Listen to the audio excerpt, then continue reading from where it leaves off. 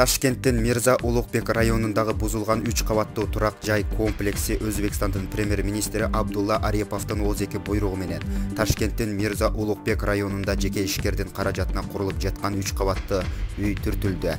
Ташкент мэриясындагы өз булактардын кабарлашынча, өкмөт башчы мындай буйрукту Борбордогу жаңы курулуп жаткан үйлөрдөгү бир канча жолку истүү газга уулануу учурларынан кийин берген. Мындан тышкары премьер-министр аталган инвестор тарабынан курулган башка үйлөрдү дагы текшерип чыгуу тапшырмасын берди. Бул тапшырманын негизинде өткөн ишембиде Мирза Улукбек районунда курулуп жаткан 3 кабаттуу үй соттун уруксатысыз бузулду, деди ал.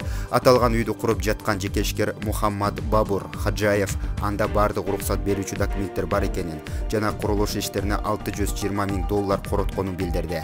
Анын айтымында бийлик үйдүн бузулушун ал курган үйлөрдүн биринин туугандарынын истүү газга ууланышы менен түшүндүрүшүүдө. Ал балдардын өлүмүнө биздин куруучулардын эч кандай күнөөсү жок. Менде акты бар. Батир ээсине быйыл 11-июлда өткөрүлүп берилген. Көп өтпөй аны сатып алган адам батирдеги жылуулук түтүктөрүн өз алдынча алмаштырган, деди Хаджаев.